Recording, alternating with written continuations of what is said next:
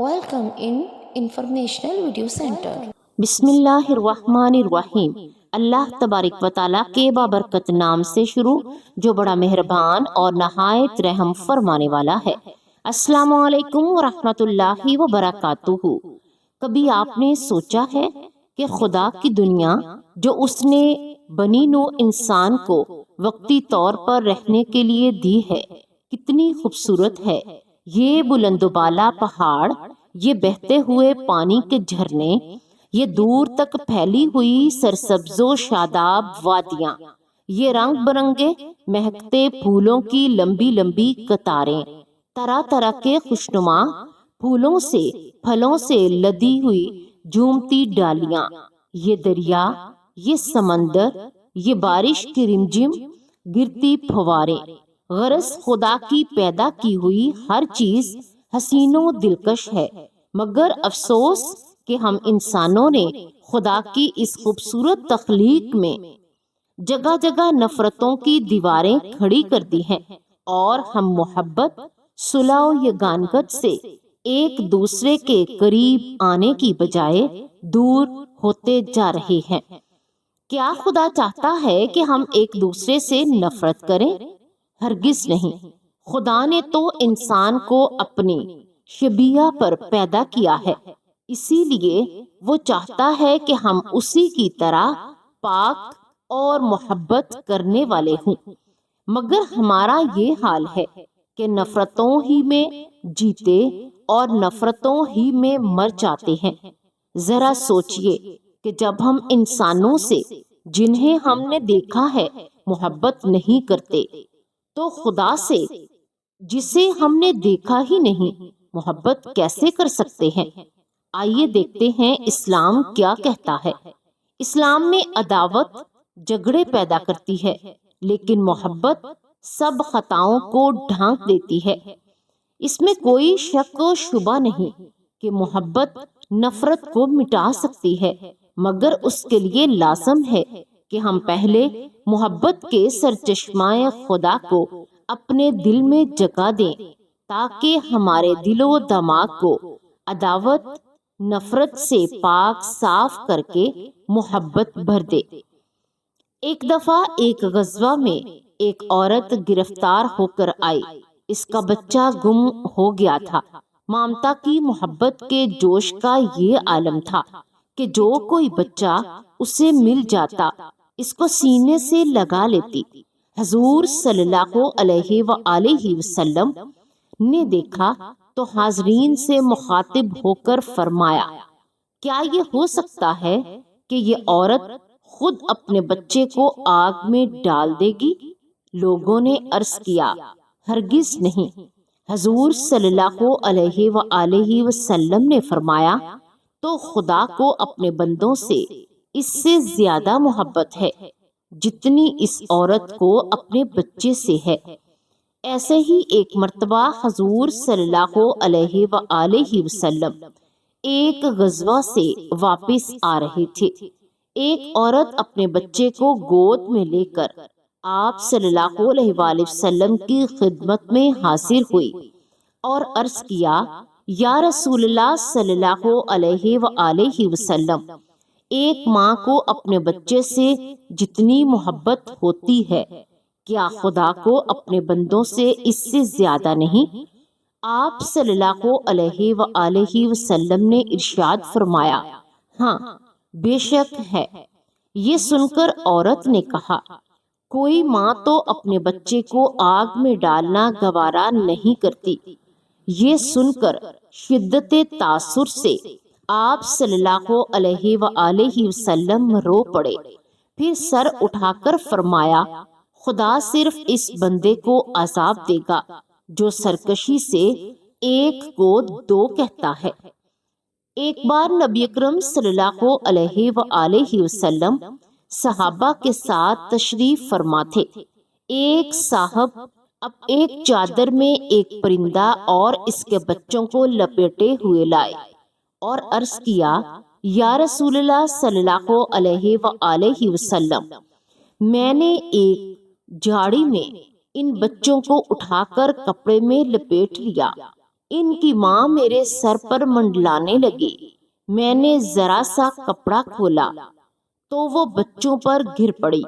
یہ سن کر حضور اکرم صلی اللہ علیہ وآلہ وسلم نے فرمایا، اپنے بچوں کے ساتھ ماں کی اس محبت پر تمہیں تعجب ہے؟ قسم ہے اس ذات کی جس نے مجھے حق کے ساتھ محبوس کیا، جو محبت اس ماں کو اپنے بچوں کے ساتھ ہے، خدا کو اپنے بندوں کے ساتھ اس سے بدرجہ زیادہ محبت ہے۔ یہ واقعات اس حقیقت کی وضاحت کرتے ہیں کہ اگر انسان اپنے خالق و مالک سے محبت رکھے تو وہ خود مہربان اور رحیم خالق بھی انسان سے اسی درجہ محبت رکھتا ہے۔ انسانی رشتہ پیوند میں کوئی انتہائی محبت رکھنے والا بھی محبت کے اس مقام کو نہیں پہنچ سکتا۔ ویسے تو اللہ رب العالمین اپنے بندوں پر حیثیت مجموعی پر شفقت فرمانے والا ہے۔ اب سوال یہ ہے کہ خدا جو محبت کا سرچشمہ ہے، کیا وہ بھی نفرت کرتا ہے؟ تو ہاں، بالکل خدا نفرت کرتا ہے، مگر انسانوں سے نہیں، ان کے کاموں سے۔ خدا گناہ سے نفرت اور گناہگار سے پیار کرتا ہے اور چاہتا ہے کہ وہ توبہ اور معافی پا کر گناہ سے دور اور اس کے قریب ہو جائے۔ چلیے آئیے دیکھتے ہیں کہ وہ کون سی چیزیں ہیں جن سے خدا نفرت بلکہ کراہیت رکھتا ہے۔ خدا کے نزدیک سب سے زیادہ قابل نفرت شخص کون ہے؟ رسول اللہ صلی اللہ علیہ وآلہ وسلم فرماتے ہیں کہ اللہ کے نزدیک 3 طرح کے لوگ سب سے زیادہ قابل نفرت ہوتے ہیں۔ ایک وہ جو دن میں زیادہ سوتا ہے جبکہ رات میں اس نے کوئی نماز نہیں پڑھی ہوتی۔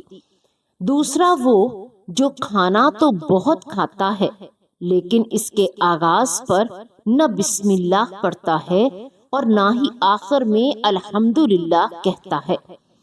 تیسرا وہ جو بغیر کسی تعجب کے ہنستا رہتا ہے۔ رسول اللہ صلی اللہ علیہ وآلہ وسلم نے فرمایا، اللہ تبارک و تعالیٰ کے نزدیک سب سے زیادہ قابل نفرت 3 شخص ہیں۔ ایک وہ جو حرم مکہ میں ظلم کرتا ہے، دوسرا وہ جو اسلام میں جاہلیت کی رسومات کا موجد ہوتا ہے، تیسرا وہ جو کسی آدمی کا ناحق خون بہانے کی طلب میں رہتا ہے۔ رسول اللہ صلی اللہ علیہ وآلہ وسلم نے فرمایا، تم میں سے خدا کے نزدیک سب سے زیادہ مبغوض وہ لوگ ہیں جو دوسروں کی چگلی کھاتے ہیں، بھائیوں کے درمیان جدائی ڈالتے ہیں اور بے گناہ لوگوں کی لغزشوں کی ٹو میں لگے رہتے ہیں۔ رسول اللہ صلی اللہ علیہ وآلہ وسلم نے فرمایا، خدا کے نزدیک مبغوض ترین شخص وہ عالم ہے جو حکام سے ملاقاتیں کرتا ہے۔ رسول اللہ صلی اللہ علیہ وآلہ وسلم نے فرمایا، بروز قیامت تم میں سے میرے نزدیک سب سے زیادہ قابل نفرت اور مجھ سے زیادہ دور وہ لوگ ہوں گے جو زیادہ باتونی، دوسروں کو زبان کے ذریعے زخم لگانے والے اور فحیق کرنے والے ہوتے ہیں۔ صحابہ نے عرض کیا، یا رسول اللہ صلی اللہ علیہ وآلہ وسلم، فحیق کرنے والے کون ہوتے ہیں؟ فرمایا، متکبر لوگ۔ امام علی فرماتے ہیں، خدا کے نزدیک سب سے زیادہ مبغوض بخیل مالدار ہے۔ امام علی فرماتے ہیں، خداوند عالم سب سے زیادہ اس شخص پر ناراض ہوتا ہے جس کا مطمع نظر اس کا پیٹ اور شرمگاہ ہو۔ امام علی فرماتے ہیں، خدا کے نزدیک سب سے زیادہ قابل نفرت جاہل ہوتا ہے۔ امام علی کہتے ہیں، خدا کے نزدیک سب سے زیادہ قابل نفرت وہ عالم ہے جو تکبر کرتا ہے۔ امام محمد باقر فرماتے ہیں، حضرت موسیٰ علیہ السلام نے عرض کیا، خداوند تیرے نزدیک تیرے بندوں میں سب سے زیادہ قابل نفرت کون ہے؟ فرمایا، جو رات کو مردار بن کر رہتا ہے یعنی سویا رہتا ہے، اور دن کو نکما کے حد تخت رہتا ہے۔ امام جعفر صادق فرماتے ہیں کہ خدا کے نزدیک مبغوث ترین وہ شخص ہے جس کی زبان سے لوگ ڈرے۔ تو اللہ تبارک و تعالیٰ سے دعا ہے کہ اللہ تبارک و تعالیٰ ہمیں دین کی مکمل سمجھ نصیب کرے، اور اللہ تبارک و تعالیٰ ہمیں اپنا اور اپنے پیارے محبوب محمد مصطفیٰ صلی اللہ علیہ وآلہ وسلم کا تابع دار بنائے، اور اللہ تبارک و تعالیٰ ہمیں قرآن پاک کو سمجھ کر پڑھنے کی توفیق نصیب کرے، اور ہمیں اسلام کے اصولوں کے مطابق زندگی بسر کرنے کی توفیق دے۔ اللہ تبارک و تعالیٰ تمام امت مسلمہ پر اپنا رحم، کرم اور فضل کرے، اور تمام امت مسلمہ کی ہر پریشانی کو دور کرے اور آسانیاں پیدا کر دے۔ آمین یا رب العالمین۔